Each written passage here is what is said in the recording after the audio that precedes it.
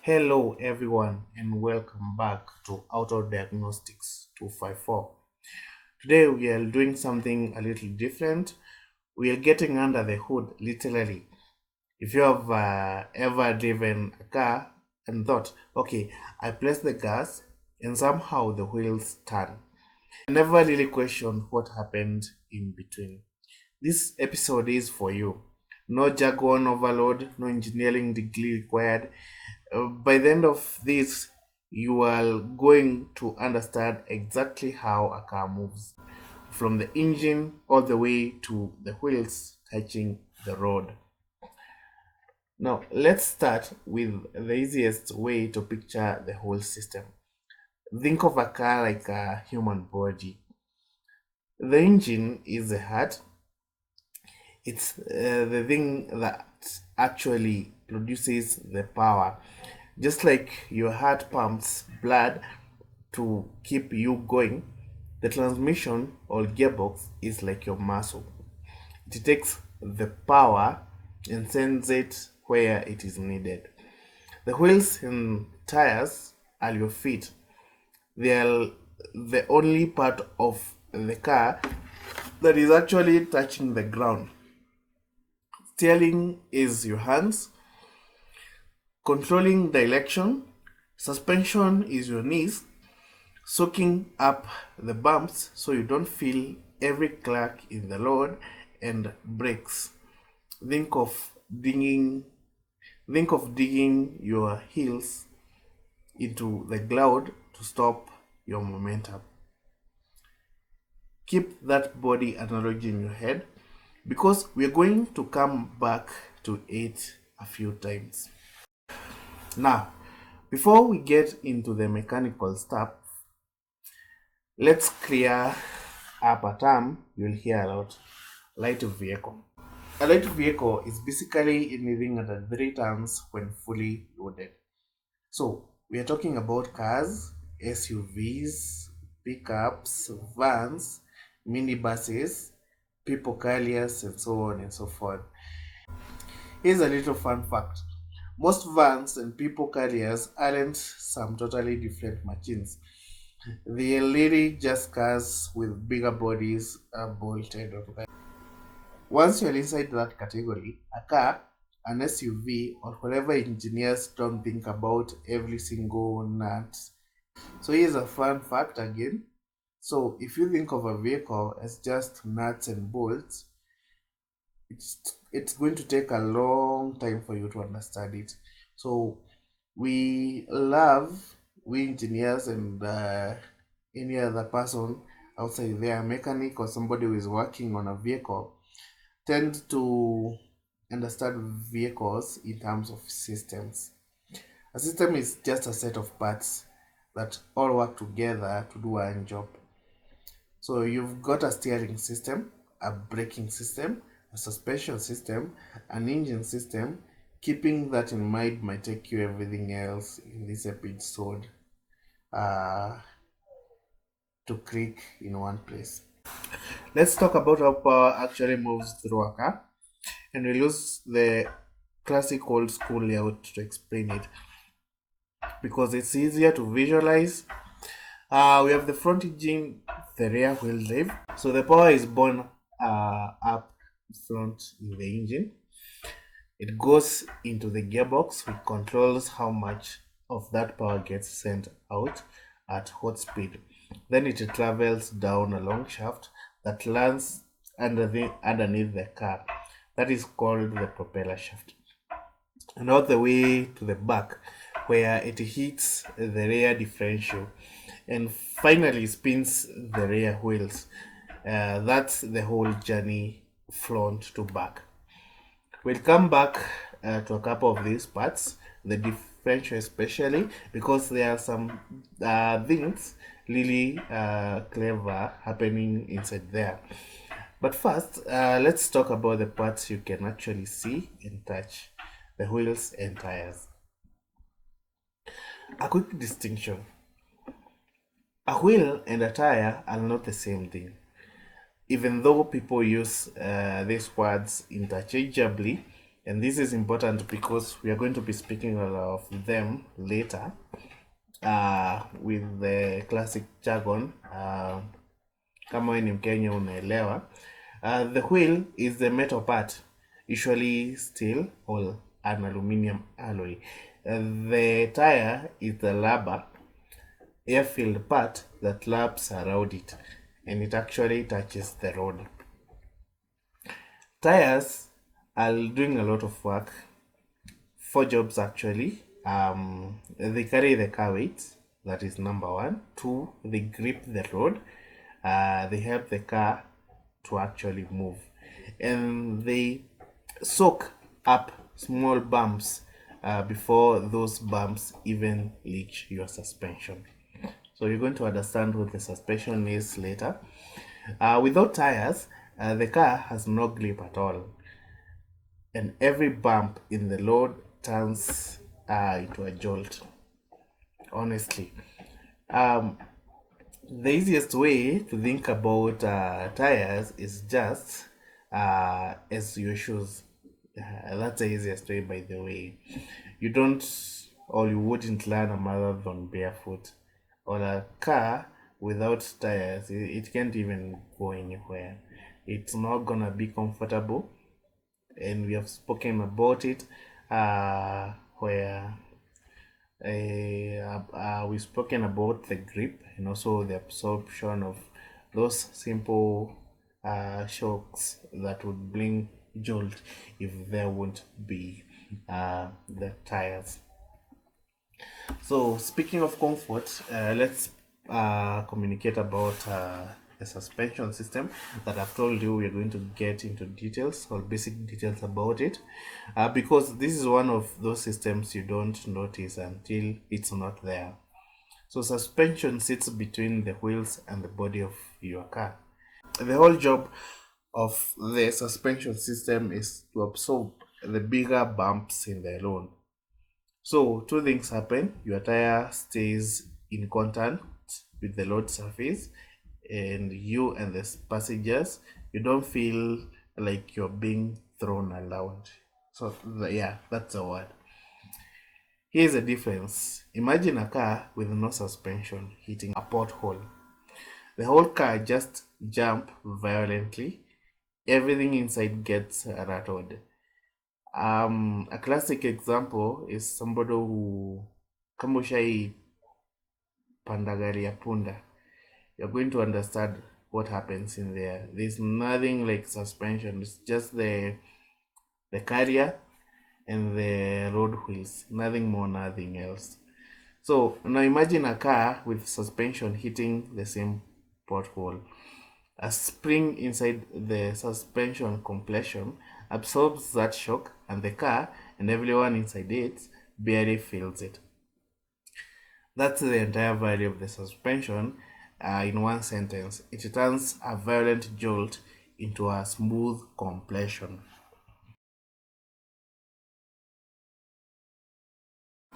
Let's move to the front axle. Now, speaking of the front axle, the front axle is this I'm showing you. It's where it's a small, the front part of the vehicle.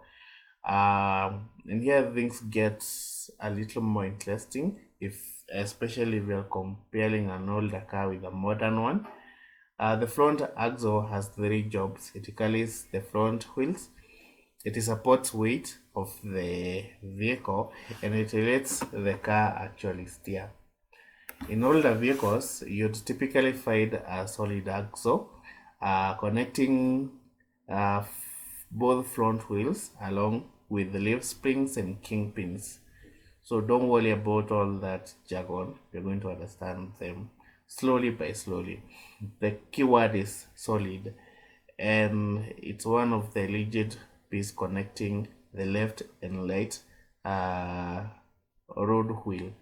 So that's typically a what? An axle. So an axle is a piece that connects the left and the right road wheel.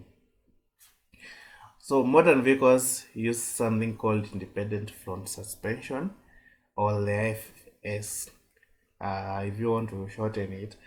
and the name basically tells you what it does. Each front wheel moves independently on its own. So here's a little world difference. With an old solid axle, if your left wheel hits the pothole, that impact transfers across to the right wheel too. Because they are legally connected, but with independent suspension, if your left wheel hits the same pothole, only that wheel reacts. The right wheel stays completely steady. That's a huge upgrade in comfort, handling, and how well the tires grip the road, and it's exactly why virtually every modern car uses independent suspension. Now let's flip into the back of the car where we find the rear axle. So note the parts. Also note the jargon, or not to fill your hand, no, but to know what you'll be getting into.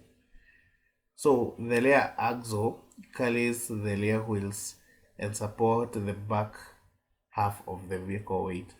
But in a rear wheel drive car, it's got an extra job. It's actually delivering the engine power to the rear wheels. Inside that rear axle housing, you've got a few components: the axle shaft, sometimes called half shaft, the differential, and the final drive gears. And that brings us to two of the cleverest parts of the whole car. Number one is the final drive and the differential. Let's start with the final drive. This is a very last set of gears. The power passes before it actually reaches the wheel, and it's doing two jobs at once. So to recap, the power that has been created from the engine have been transferred to the muscle, which is the what? The gearbox. And now it's being transferred to the final drive unit through something called a propeller shaft, of which we have studied about it. And that is specifically for a front engine rear wheel drive. So the number one job is that it turns power 90 degrees. What do I mean? So the vehicle is rotating at 360 degrees on one side, and then you found something that is directly opposite of what is being rotated. So you have to find a smarter way of turning the power so that it can rotate in a different way.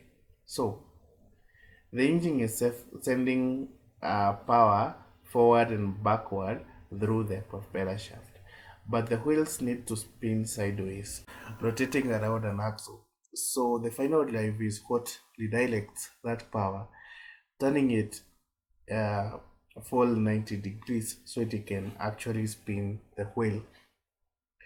The job number two is that it trades speed for strength. Or in engineering terms, you'll hear torque.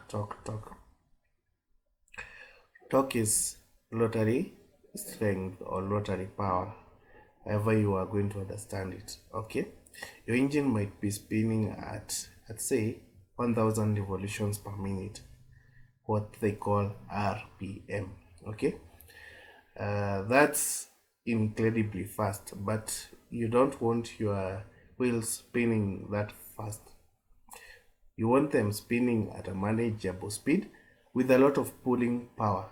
Okay, so you are sacrificing speed for power, especially when you're on a rough road. So the final drive gear that speeds way down, maybe 800 revolutions per minute. So down from 1,000 revolution per minute. And in next stage, the wheel gets way more power, the torque. So I'll start speaking of torque.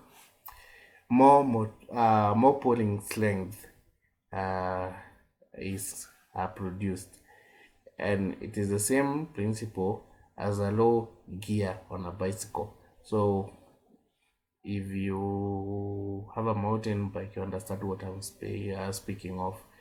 uh, you pedal more, but you get more power to climb a hill. Okay.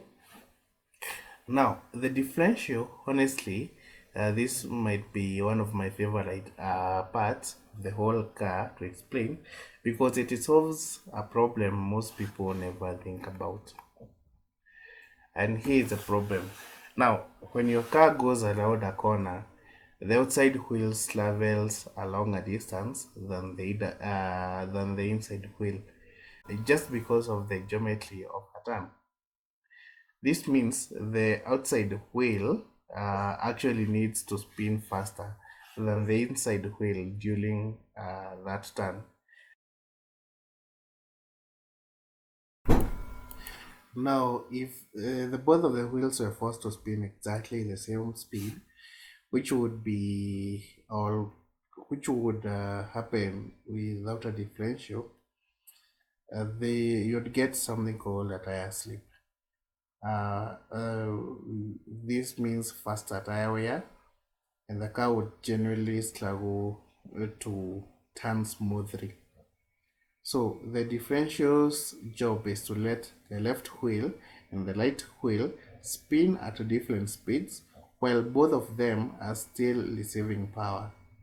Okay, so think of two people walking around a corner together. The person on the inside of the curve uh, can just walk normally, but the person on the outside of the curve has to jog a little to keep the pace. That's exactly what happens between your left and the right wheels every time you turn a corner. The differential is the smart little mechanism that makes that possible. Now, having understood that, let's zoom out and talk about the two main ways cars and vehicles are built to send power to the wheel. There is a rear wheel drive and the front wheel drive. So this is just a beginning. We are going to speak of other modes later, but there are the two major, which is the rear wheel drive or RWD. Following the chain we already described, the engine, the gearbox, the propeller shaft, the rear wheel drive, which will consist of the differential and the rear wheels. This layout is common in trucks, pickups, and a lot of sports vehicles because it tends to handle well under hard acceleration and heavy loads. Front wheel drives vehicles means that the gearbox and the differential are combined together at the front of the vehicle. Right next to the engine actually, and the power goes straight to the front wheels. There is no long propeller shaft running underneath the vehicle, and that has a lot of advantages. One is that the car is lighter, it is cheaper to build, and it gets a better fuel economy. And because you are not running a shaft down the middle of the vehicle, uh, you actually get more room inside the cabin. That's a big reason why so many everyday family cars use front wheel drive. Now let's go to the last piece of the puzzle. We are going to speak of the engine itself because There are two main types you'll hear about constantly. You'll hear of a petrol engine and a diesel engine. At times, you're going to hear about gas driven engine. So they more or less are the same with a petrol engine. So a petrol engine is also called the sparking ignition engine because no supplies. It uses a spark plug to ignite fuel. So petrol engines tend to be smoother, quieter, and they accelerate faster, revving up higher RPMs. That's why you'll find them in most everyday cars and pretty much all sport cars. A diesel engine works completely different. It's called a compression ignition engine because there are no spark plugs at all. Instead, the fuel ignites purely from uh, extremely high compression inside the cylinder. So imagine uh, of gas that is being compressed somewhere, you know. So diesel engines tend to offer better fuel economy, more pulling power, or the rotary power called torque. That's what I mean. And they are typically lasting longer. So diesel vehicles last longer as compared to petrol engines, which is exactly why you see them in trucks, buses, and heavy duty vehicles that needs to haul serious weights. Yeah. Now, older diesel engines have a reputation of being heavier, more expensive, and slower than petrol engines. But that really changed since in the late 90s, diesel technology was improved massively. Modern vehicles are quieter, more powerful, cleaner, and more fuel efficient than ever. In fact, a lot of luxury car brands use diesel engines today, which would be unheard of a few decades ago. So, let's bring it all back together with that body analogy from the start, because I think it's the easiest way to lock off all this in. Now, the engine is the heart, produces the power, and the gearbox is the muscle that controls the power and its speed. The final drive is like the last gear in the chain. It directs power and boosts torque, so increases power. As we communicated about it, it reduces the revolution per minute, but having sacrificed that, there's an increase in power. We're going to study about that on gear ratios later. So the differential is the smart helper, letting your wheels spin at a different speeds when you turn. The front axle is like your front leg, supporting the front of the car and letting it steer. The rear axle is your back legs, supporting the rear. And in rear wheel drive cars, it actually when driving the wheels, suspension is your knees absorbing the bumps, you know. So the wheels are your bones supporting everything, and the tires are your shoes, the only thing actually clipping the road. So next time you are in a car, you place the accelerator, just picture that whole chain firing off. The heart producing power, the muscle setting it back, the final gear starting 90 degrees and multiplying the length, the differential quietly letting your wheels spin at their own pace as you round a corner, and finally your shoes, your tires, gripping the road and carrying you forward. That's genuinely the whole system front to back. That is it for this episode. If this helped make cars a little more make sense, share it with somebody who's always wondered how this stuff actually works.